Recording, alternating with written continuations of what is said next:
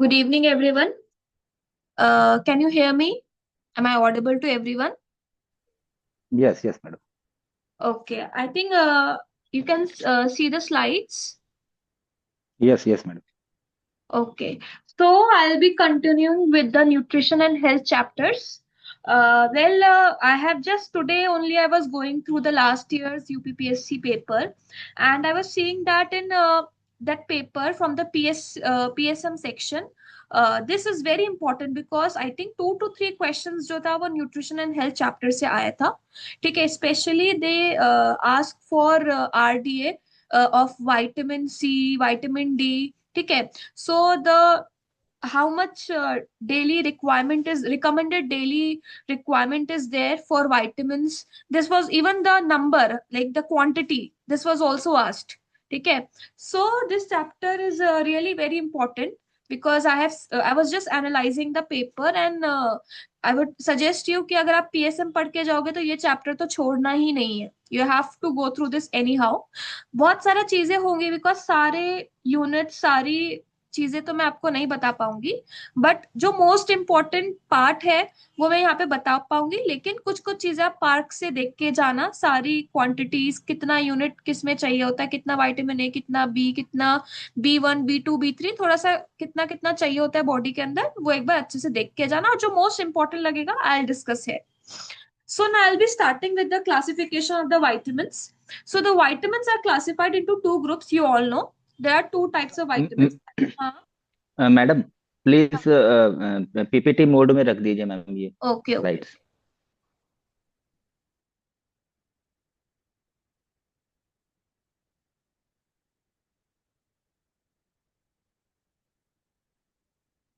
okay. Okay. Now is it visible? Madam visible है but इसे PPT mode में रख देंगे तो पूरी स्क्रीन कवर कर लेगा. ये तो कर दिया मैंने, स्लाइड शो कर दिया पूरा स्क्रीन. अभी नहीं दिख रहा है पूरा स्क्रीन? नहीं, स्क्रीन दिख रहा है मैम, बट हाँ. वो नीचे साइड में वो पीपीटी मोड होता है, उसमें क्लिक करेंगे तो फुल स्क्रीन, मतलब हाँ, अब ठीक है मैम. अब ठीक है. यस, एक यस. मिनट. ठीक है. So, vitamins are classified into two groups, fat soluble vitamins and water soluble vitamins. You have to remember the example. Fat soluble vitamins में आते हैं A, D, E, K, और water soluble vitamin में दो ही हैं, B और C. This you have to remember. Even उस time पे एग्जाम में इतनी एंजाइटी होती है कि ये बेसिक क्वेश्चन भी हम लोग भूल जाते हैं. तो बस एक चीज याद रखना कि वाटर सोल्यूबल बी एंड सी होता है और बाकी सारे फैट सोल्यूबल होते हैं. Just remember that one. Okay, when I'm talking about vitamin A, D, E, K, I'm just asking, can anybody tell me what are the clotting factors which are vitamin K dependent?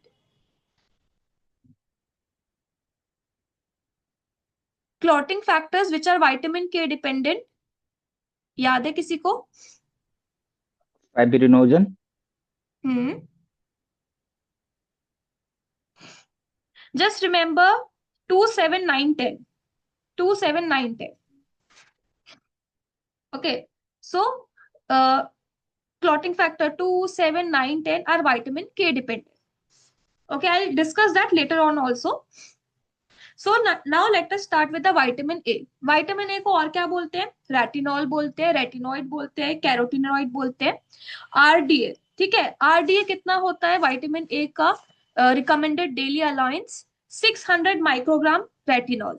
तो ये question बहुत important है क्योंकि ये even ये unit, ये value भी पूछी जाती है कि आरडीए कितना होता है डिफरेंट विटामिन का. सो जस्ट एक बार गो थ्रू कर लेना ताकि अगर आपको ऑप्शंस दिखे तो हाँ आपको याद आ जाए. So RDA of vitamin A is 600 microgram retinol. Now, what are the sources of vitamin A? Fish oil, liver, egg, yolk, milk, cheese, butter, ये सब. इवन अगर हम लोग बात करें विटामिन ए को, यहाँ पे बोला था कैरेटिनॉइड भी बोलते हैं. तो कैरेट्स, मैंगो, पपाया, स्पिनच, इन सब में भी जो येलो कलर के जो फ्रूट्स होते हैं उसमें भी विटामिन ए रिच होता है. ठीक है. उसके अलावा डार्क वेजिटेबल्स, इन सब में विटामिन ए रिच होते हैं.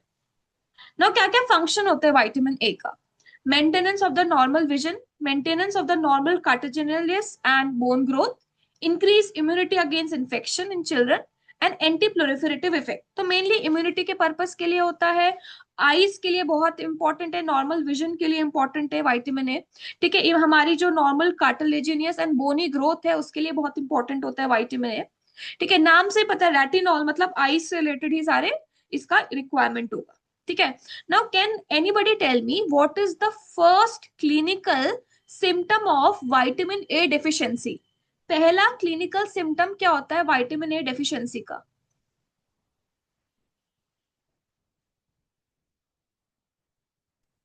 White out spots, Symptom, I'm asking about symptom. Remember, night vision, blindness. vision, Yes. Night blindness. ठीक है, this is very important. और अगर फर्स्ट क्लिनिकल साइन पूछा जाएगा तो क्या होगा? बीटॉट्स spot. white out No, spots. no. First clinical sign is conjunctival xerosis. Conjunctival Okay, xerosis. yeah. Okay. Okay.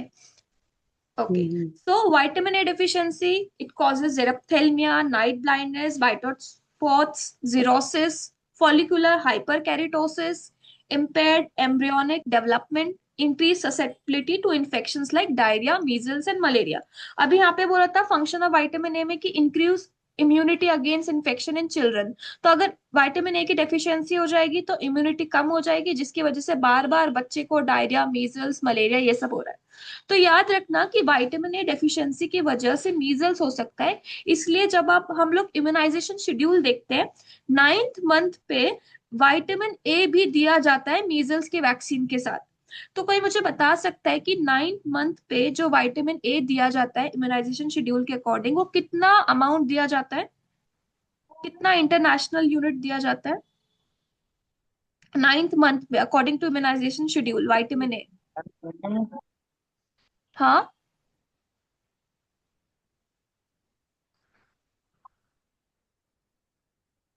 आई कितना think international? 500 international. Okay 500। Okay, no it's 1 lakh international unit. ठीक है, 9th मंथ में vitamin A जो होता है वो 1 lakh international unit दिया जाता है, हर 6 महीने में दिया जाएगा विटामिन ए। उसके बाद पहले 9th मंथ में तो 1 लाख इंटरनेशनल यूनिट दे देते हैं, उसके बाद अगले 6 महीने से 2 लाख इंटरनेशनल यूनिट देते हैं। ठीक है, हर 6 6 महीने में दिया जाता है 5 साल तक के लिए। क्योंकि अभी बोला कि विटामिन ए की कमी से मीजल्स भी हो सकता है, इसलिए याद रखना मीजल्स भी 9th मंथ में दिया जा रहा है, उसके साथ में विटामिन ए भी प्रोफाइलेक्सिस वैक्सीनेशन शेड्यूल में 9th मंथ पे ही दिया जाता है। 1 lakh international unit followed by 2 lakh international unit every 6 months. Okay, this I have already discussed. First clinical symptom of vitamin A deficiency, first clinical sign of vitamin A deficiency. But इसमें और एक चीज आता है, अगर पूछा जाए प्रिविलेंस, सबसे ज्यादा प्रिविलेंस कौन से डिजीज का होता है विटामिन ए डेफिशिएंसी की वजह से? लाइक नाइट ब्लाइंडनेस, वाइटआउट spots, corneal xerosis, corneal ulcer, इन सब में से देखा जाए सबसे ज्यादा प्रिविलेंस किसका होता है? White out spot. Night Corneal blindness. cirrhosis. Night night blindness. Blindness, night blindness का सबसे ज्यादा प्रिविलेंस है। ठीक है, और पहला क्लिनिकल सिम्टम भी नाइट ब्लाइंडनेस है, ये याद रखना। अब सपोज डेफिशिएंसी हो गया, अगर मान लो किसी में ज्यादा हो गया विटामिन ए, ठीक है? सॉरी मैडम, एक्सक्यूज हाँ, मी, ये first first clinical sign conjunctival xerosis है कि नाइट जीरोसिस ब्लाइंडनेस? नहीं, सिम्टम, सिम्टम है नाइट ब्लाइंडनेस, साइन है conjunctival xerosis. Okay okay. Okay, अब मान लो कि किसी में हाइपर वाइटामिनोसिस हो गया, ज्यादा विटामिन ए हो गया। तो ये नॉर्मल सी बात है कि अगर किसी में भी ज्यादा विटामिन हो जाता है, सब में देखना एक कॉमन सिम्टम मिलेगा, दैट इज नोजिया, वर्टाइगो। ठीक है, कहीं कोई भी विटामिन अगर बॉडी में ज्यादा हो गया तो नोजिया, वर्टाइगो ये मिलता ही मिलता है। अगर एक्यूट इंटॉक्सिकेशन हो जाए तो उसकी वजह से vertigo, diplopia, bulging of the fontanelle, seizures, exfoliative dermatitis मिल सकता है। अगर क्रॉनिक इंटॉक्सिकेशन है तो ऐसे केस में dry skin, cheilosis, vomiting, alopecia, lymph node enlargement, hyperlipidaemia ये सब मिल सकता है। एंड इवन इन अगर प्रेगनेंसी में भी एक्सेस हो जाए तो it may cause spontaneous abortion. This is not very important, बस एक कॉन्सेप्ट याद रखना कि हाइपर वाइटामिनोसिस ए की वजह से क्या क्या एक दो सिम्टम जो होते हैं वो हो सकता है। मेनली यहाँ से पूछा जाता है वाइटामिन ए डेफिशिएंसी की वजह से। Now coming to the vitamin D, इसका एक्टिव फॉर्म होता है कैल्सिट्रायोल। ये दो एक्टिवेटेड फॉर्म में होता है, D2 और D3। D2 को हम लोग बोलते हैं एर्गो कैल्सिफेरॉल और D3 को हम लोग बोलते हैं कोलो कैल्सिफेरॉल। ये दोनों इंपॉर्टेंट है, दो एक्टिवेटेड फॉर्म होते हैं D2 और D3। D2 होता है एर्गो कैल्सिफेरॉल और D3 होता है कोलो calciferol.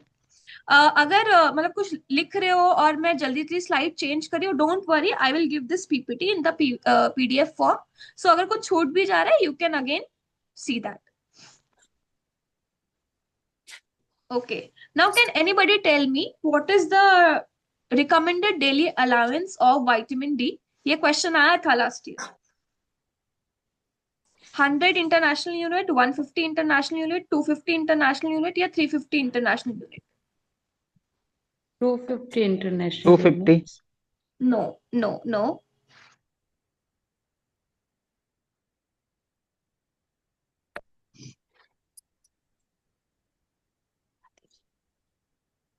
RDA is 100 international unit and 2.5 microgram calciferol, उसको हम लोग बोल सकते हैं। अगर इंटरनेशनल यूनिट में बोलना है तो 100, और अगर इसमें कैल्सिफेरॉल में बोलना है तो 2.5 microgram.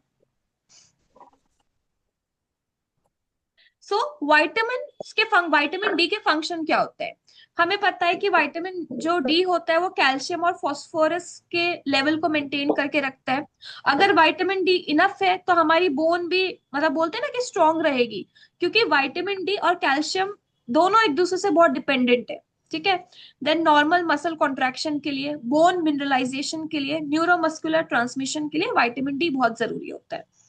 So we all no, अगर किसी को विटामिन डी डेफिशिएंसी हो जाए तो देखा जाता है स्टार्टिंग में तो majority of them are asymptomatic, उनको कोई साइंस एंड सिम्टम्स नहीं होते। बट क्या होता है बाद में जाके, विटामिन डी डेफिशिएंसी की वजह से उनमें हाइपोकैल्सीमिया हो जाएगा, कैल्शियम ब्लड में कम हो जाएगा। तो इसकी वजह से दो साइन दिखते हैं, एक होता है ट्रोशोस साइन और एक होता है चोवोस्टिक साइन। अगर विटामिन डी डेफिशिएंसी की वजह से ब्लड में कैल्शियम कम हो गया तो ट्रोशोस साइन दिखता है एंड चोवोस्टिक साइन मिलता है। अब ये ट्रोशोस साइन क्या होता है? ट्रोशोस साइन मतलब क्या होता है, जब हम लोग पेशेंट का बीपी का यहाँ पे फोरआर्म में लगाएंगे और उसके सिस्टोलिक बीपी तक पहुंचा देंगे। सिस्टोलिक बीपी तक पहुंचाने के बाद 20 mm ऑफ Hg और बढ़ाएंगे। ठीक है। फिर देखेंगे जैसे ही हमने सिस्टोलिक बीपी के बाद 20 mm ऑफ Hg और बढ़ाया, प्रेशर और बढ़ाया, तो पेशेंट में इस तरह से कार्पोपीडल स्पैज्म दिखेगा। This will indicate hypocalcaemia. This is known as Trousseau's sign. और चोवोस्टिक साइन में क्या होता है, जब हम इस तरह से टैप करेंगे ईयर के पास पेशेंट के इधर, तो पेशेंट में ट्विचिंग दिखेगी मसल्स की।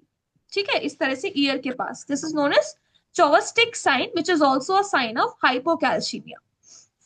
ये दो साइन हमें देखने को मिलते हैं जो कि हाइपोकैल्सीमिया की वजह से होता है, जो कि अल्टीमेटली विटामिन डी डेफिशिएंसी की वजह से हो सकता है।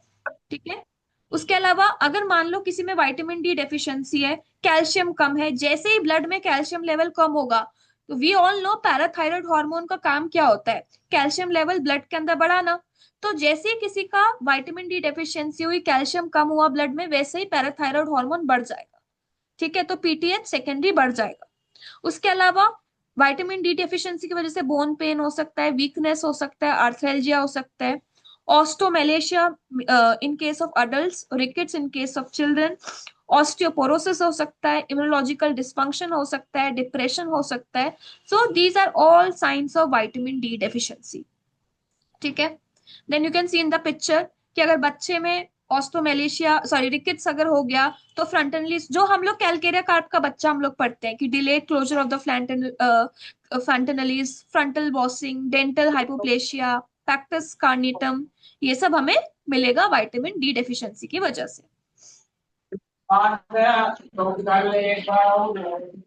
प्लीज म्यूट कर लो जो भी कर रखा है। Okay. Now coming to the vitamin E. Vitamin E को हम लोग बोल सकते हैं कि उसका दूसरा नाम होता है टोकोफेरॉल और टोकोट्राइनॉल। ठीक है। मेनली विटामिन ई जो होता है वो important is, it is an antioxidant in the cell. ठीक है, तो बहुत सारी चीज हमारे सेल को डैमेज होने से बचाता है विटामिन ई। ठीक है, अगर देखा जाए विटामिन ई ऑल तो हमारी बॉडी में बहुत कम रिक्वायर्ड होता है। किसी को पता है विटामिन ई का रिक्वायरमेंट, मतलब रिकमेंडेड डेली रिक्वायरमेंट कितना होता है विटामिन ई का?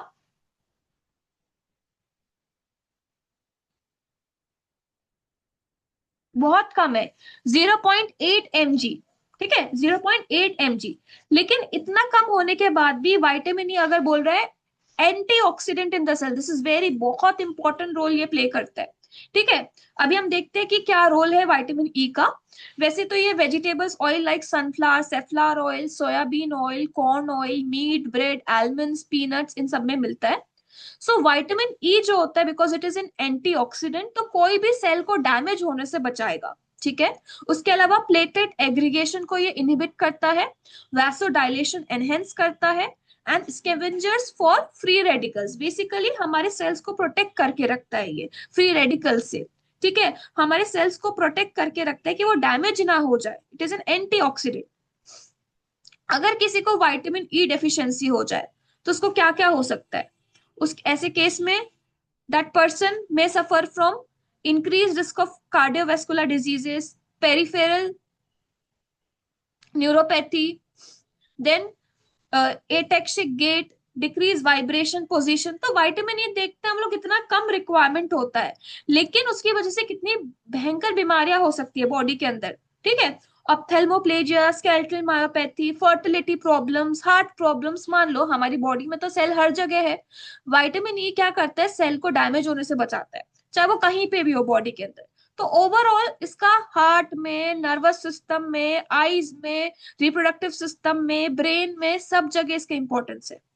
ठीक है, muscle weakness, fertility issues, peripheral neuropathy, cardiovascular disease, इन सबको ये प्रिवेंट करता है विटामिन ई। तो इसकी डेफिशिएंसी से ये प्रॉब्लम हो सकता है, and it is also risk factor for fat malabsorption syndrome. फिर vitamin K, we all know K is derive from the German word coagulation. K1 and K2 हमें पता है। K1 जो विटामिन होता है फाइलोक्विनोन, वो प्लांट से डिराइव होता है, और K2 जो होता है वो बैक्टीरिया से डिराइव होता है। ठीक है, so K1 is derive from the plant and K2 is synthesized by the bacteria. I have already told you कि vitamin K dependent clotting factors होते हैं 2, 7, 9, 10, this you have to remember, जहां से यूजुअली क्वेश्चन आता है। ठीक है, सब जगह जो विटामिन जो होते हैं, जिस तरह से और विटामिन थे, इसी तरह से विटामिन के भी olive oil, soybean oil, almonds, peanuts, basically dry fruits में मिलता है हमें, सोयाबीन, और हमारे इंटेस्टाइन में बैक्टीरिया प्रोड्यूस करते हैं K2 फॉर्म। क्या होता है विटामिन के का मेनली फंक्शन? क्लॉटिंग में हेल्प करता है और बोन मिनरलाइजेशन में भी असिस्ट करता है, that you all know. This is vitamin K dependent clotting factor 2, 7, 9, 10 which you have to remember. This is not, बहुत ज्यादा इससे क्वेश्चन नहीं आता, इसलिए मैं थोड़ा सा फास्ट फास्ट जा रही हूँ। मेनली यहाँ से विटामिन के से यही क्वेश्चन आता है। ठीक है, और देखा जाए तो ये भी हमारी बॉडी में 0.03 mg चाहिए होता है, बहुत कम क्वांटिटी चाहिए होता है, 0.03 mg। This is very important. Vitamin C active form is ascorbic acid. देखना एग्जाम में डायरेक्ट वो लोग विटामिन सी नहीं लिखते हैं, सिर्फ एस्कॉर्बिक एसिड करके लिखते हैं, तो यू शुड नो कि एस्कॉर्बिक एसिड हम विटामिन सी को बोलते हैं। तो ये भी लास्ट ईयर क्वेश्चन आया था कि विटामिन सी का आरडीए कितना होता है। For male 90 mg per day, for female 75 mg per day. ठीक है, so recommended daily allowance for vitamin C in male is 90 mg per day and in female is 75 mg per day. Now can anybody tell me अगर vitamin C की deficiency हो जाए तो क्या क्या problem हो सकता है बॉडी के अंदर?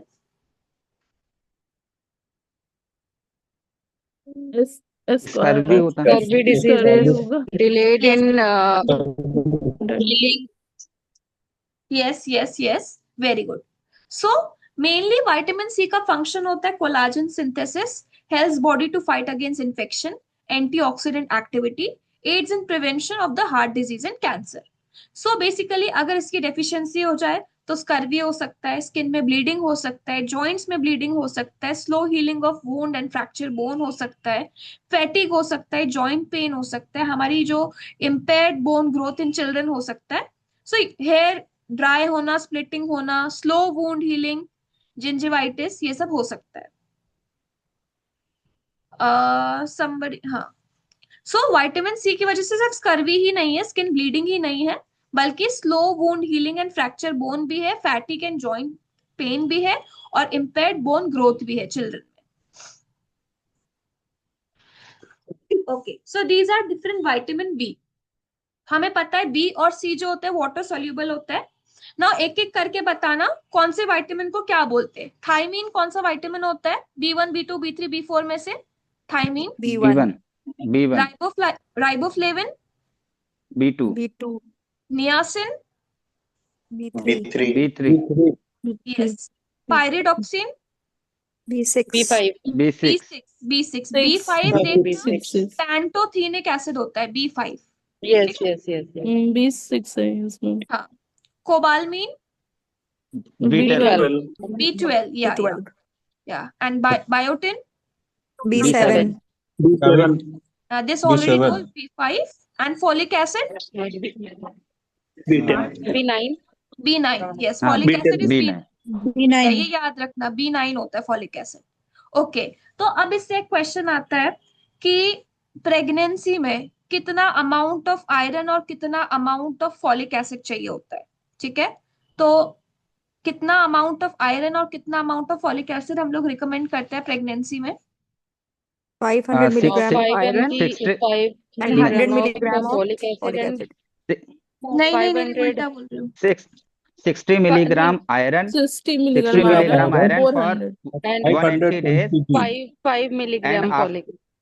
60 milligram आयरन है और 300 मिलीग्राम फॉलिक एसिड है। 180 days during the pregnancy and after 180 days, यानी 6 मंथ सेकेंड ट्राइमेस्टर से स्टार्ट होगा, जब तक डिलीवरी नहीं हो जाती, और डिलीवरी के बाद भी 6 मंथ तक ही चलेगा।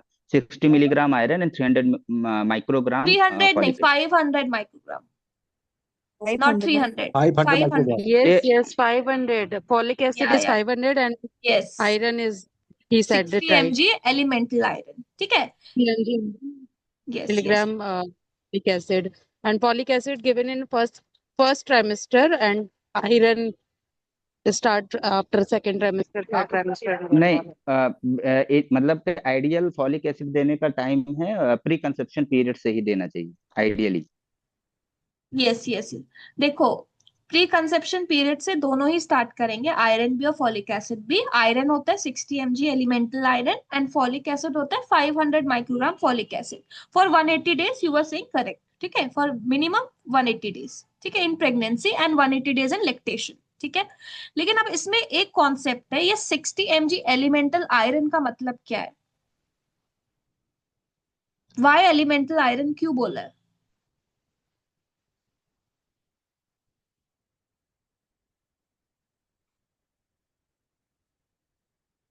What do you mean by elemental iron?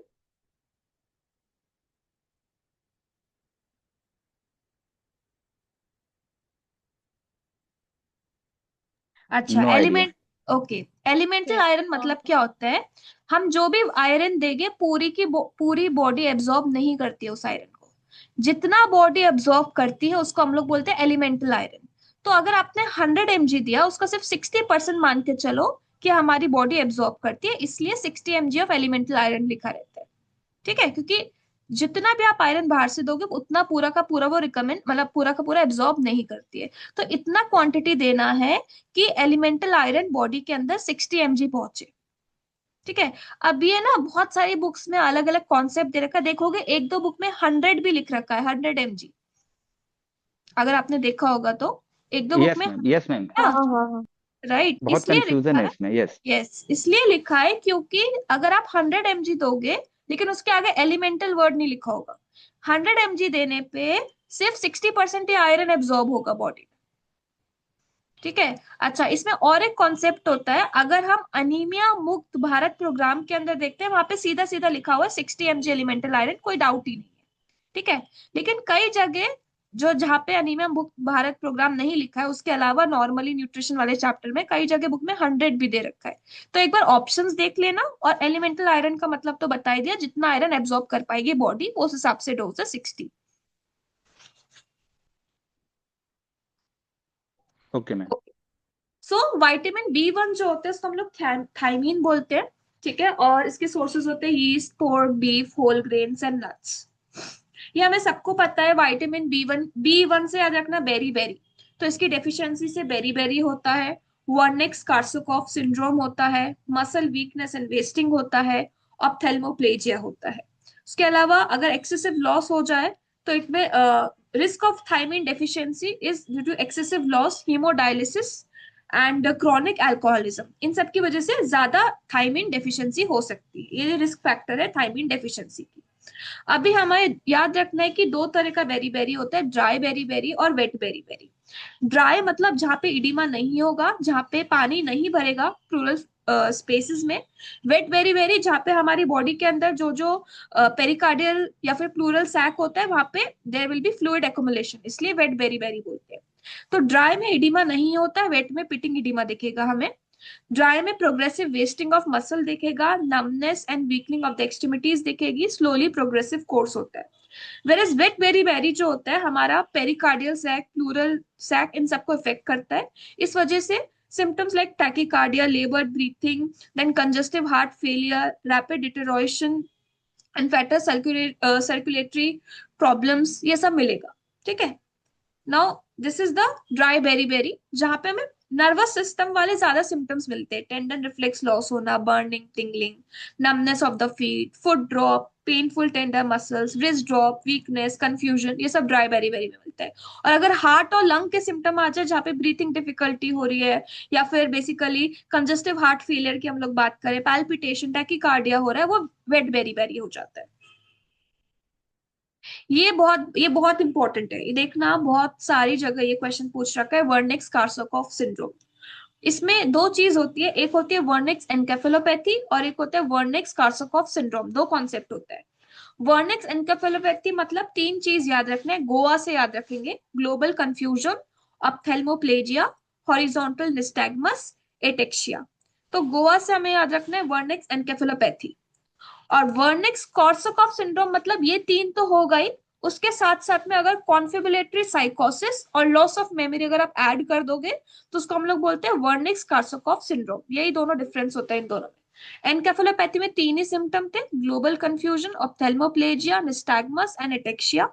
और कॉर्सोकॉफ सिंड्रोम में दो और सिम्टम ऐड कर दो, कॉन्फेबुलेटरी साइकोसिस एंड लॉस ऑफ मेमोरी। देख लेना क्वेश्चन में कॉर्सोकॉफ सिंड्रोम दे रखा है या सिर्फ एनकेफेलोपैथी पूछा है, तो उस हिसाब से सिम्टम्स हमें टिक करना होगा। नाउ मैम कमिंग, कॉन्फिगरेटरी, ये कॉन्फिबुलेटरी साइकोसिस में क्या वो सिम्टम रहता है? ओके, कॉन्फिबुलेटरी साइकोसिस मतलब क्या होता है, बेसिकली हमारा एक मिनट, कॉन्फेबुलेशन मतलब हमारी अंडरस्टैंडिंग, ठीक है। और बेसिकली अगर देखा जाए unintentional creation of false distorted memory, confabulation मतलब ये होता है कि हम इसमें मेमोरी एरर होता है, डिस्टॉर्टेड मेमोरी रहता है, हम इसमें miss interpretation of the words करते हैं, एक तरह से डिमेंशिया का ही ये टाइप होता है, ठीक है। सिंपल टर्म्स में बोलूं तो ये डिमेंशिया का टाइप होता है, न्यूरोसाइकेट्रिक डिसऑर्डर होता है, जहां पे फॉल्स मेमोरी पेशेंट के अंदर जनरेट होती है। ओके। जैसे हेलुसिनेशन, डिल्यूजन, ये सब हम पढ़ते हैं, उसी तरह से ये होता है न्यूरोसाइकेट्रिक डिसऑर्डर।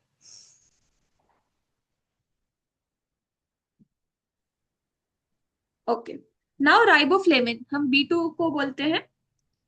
इसमें इंपॉर्टेंट ये है कि इसकी डेफिशिएंसी की वजह से क्या क्या होता है, स्किन और म्यूकोजल मेम्ब्रेन इफेक्ट होती है, जिसकी वजह से चिलोसिस हो सकता है, एंगुलर स्टोमाटाइटिस हो सकता है, ग्लोसाइटिस हो सकता है, सीबोरिक डर्मेटाइटिस हो सकता है, और कॉर्नियल वेस्कुलराइजेशन हो सकता है।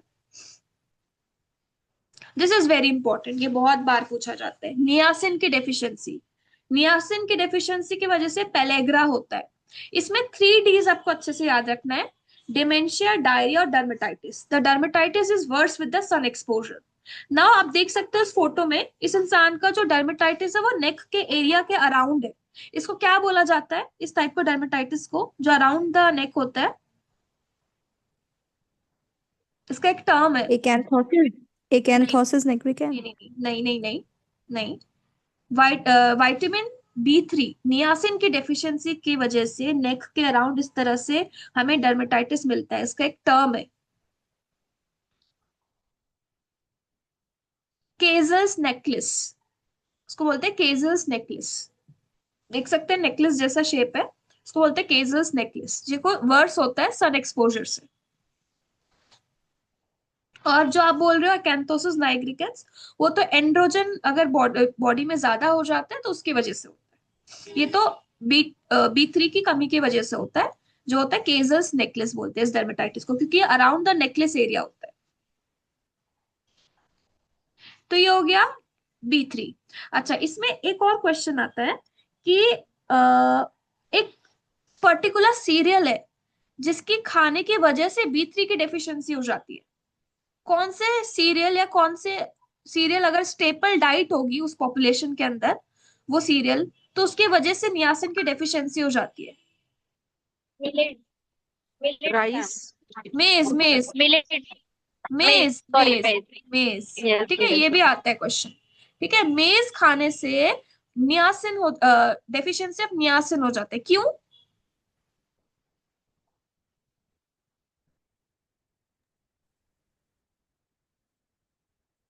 वाई? ट्रिप्टोफान अमीनो एसिड नहीं पाया जाता है। ट्रिप्टोफैन अमीनो एसिड ज्यादा होता है मेज में। नहीं, ट्रिप्टोफान ज्यादा नहीं होता। क्या होता है, ल्यूसिन ज्यादा होता है मेज में। क्या होता है, ट्रिप्टोफान से नियासिन कन्वर्ट होना होता है नॉर्मली। लेकिन अगर क्योंकि मेज में बहुत ज्यादा ल्यूसिन अमीनो एसिड होता है, वो ट्रिप्टोफान को नियासिन में कन्वर्ट नहीं होने देता है। ठीक है, नॉर्मली नियासिन जब बनता है वो ट्रिप्टोफान से बनता है, लेकिन ल्यूसिन ज्यादा होने की वजह से मेज में वो ट्रिप्टोफान को नियासिन में कन्वर्ट होने ही नहीं देता है, जिसकी वजह से इसकी डेफिशिएंसी हो जाती है B3 की। अभी आएगा question, then again I discuss. ठीक है, now symptoms of B6 deficiency: mood swings होना, स्लीपलेसनेस होना, skin rashes, tingling, tiredness, seizures, weaken immune system, जो नॉर्मली हर विटामिन की डेफिशिएंसी में होता है, वही सब सिम्टम है, कुछ नया नहीं है। Now this is very important, vitamin B12 deficiency. ठीक है, अगर विटामिन B12 की डेफिशिएंसी होता है, we all know megaloblastic anaemia होता है, सोरनेस ऑफ द टंग होगा, न्यूरोलॉजिकल डिसफंक्शन होगा। तो कैन यू टेल मी, एक तो मेगालोब्लास्टिक एनीमिया हो गया विटामिन B12 की डेफिशिएंसी की वजह से, और मुझे दो इंपॉर्टेंट डिजीज बताओ जो विटामिन B12 डेफिशिएंसी की वजह से होती है। Pernicious anaemia. यस यस, और एक बताओ।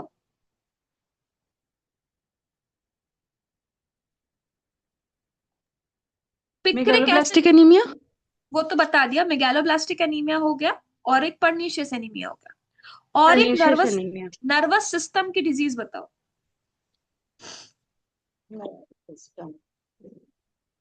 बहुत इंपॉर्टेंट है, देखना जिन लोगों में भी विटामिन B12 की डेफिशिएंसी होती है, हमारे ओपीडीज में भी हम देखेंगे, वो साइन एंड सिम्टम के साथ आता है। न्यूरोलॉजिकल एक डिजीज है। Myasthenia gravis. नहीं नहीं नहीं, Confusion and no weakness of memory. No no no, सब एक्यूट स्पाइनल डिजेनरेशन। आप अगर मुदित खन्ना पढ़ोगे, ये वाला चैप्टर, ठीक है, जिसमें विटामिन B एनीमिया वाला ही जो चैप्टर है, मतलब ब्लड वाला जो चैप्टर है, उसमें आप देखना, बहुत अच्छे से देख बता रखा है, सब acute spinal degeneration vitamin B12 की डेफिशिएंसी की वजह से होता है, जिसमें patient will complain of numbness and tingling हाथ पैर में। ठीक है, सो देख, और एक बहुत इंपॉर्टेंट चीज है कि विटामिन B12 की डेफिशिएंसी बहुत ज्यादा वेजिटेरियन लोगों में मिलती है हमें। ठीक है, तो वो लोग देखना कभी भी एनीमिया लेके वो लोग नहीं आएंगे हमारे पास, ज्यादातर वो लोग आएंगे नमनेस और टिंगलिंग के साथ। अगर कोई भी पेशेंट नमनेस और टिंगलिंग के साथ आता है और अगर वो वेजिटेरियन है, सबसे पहले हमें रूल आउट करना है कि कहीं उसको विटामिन B12 डेफिशिएंसी तो नहीं है। एक मटीरिया मेडिका में एक स्पेसिफिक ड्रग दे रखी है जो विटामिन B12 डेफिशिएंसी के लिए बहुत इंपॉर्टेंट है, जिसमें स्पाइनल कॉर्ड डिजनरेशन के साइंस एंड सिम्टम्स भी दे रखे हैं, जैसे कि burning of the spinal cord, ये सारे सिम्टम दे रखे हैं। कौन सी ड्रग है specific case? Picric acid. Yes yes, ठीक है।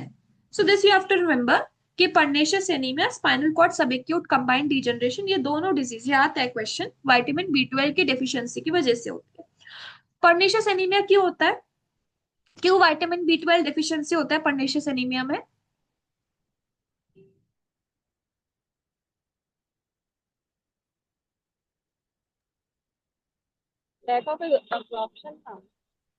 हाँ हाँ, एब्जॉर्प्शन नहीं हो पाता विटामिन B12 का। क्यों क्यों नहीं हो पाता? इंटेस्टाइन में एब्जॉर्प्शन या स्टमक में एब्जॉर्प्शन, क्यों vitamin B12 vitamin body? B12 हाँ vitamin lack absorb. Of B12 haemoglobin को बनाने में हेल्प करता है। अच्छा,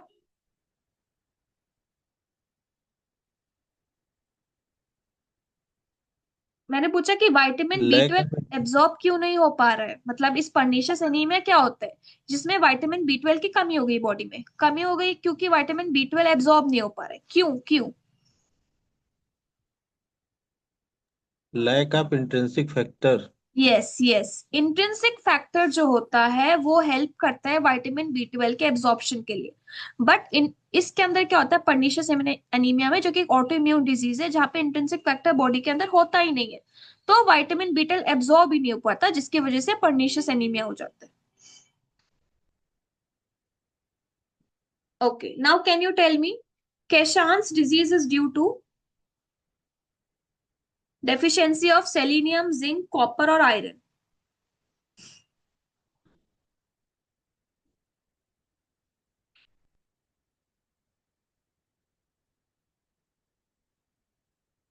सेलेनियम। नहीं पता मैम। Selenium, yes, selenium.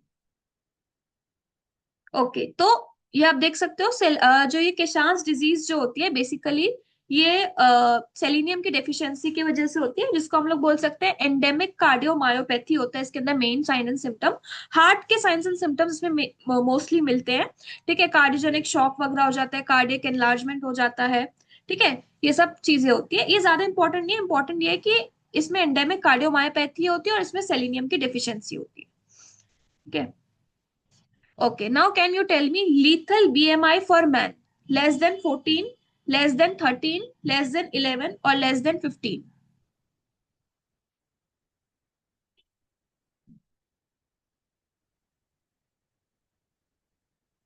कितना होता है lethal BMI for man?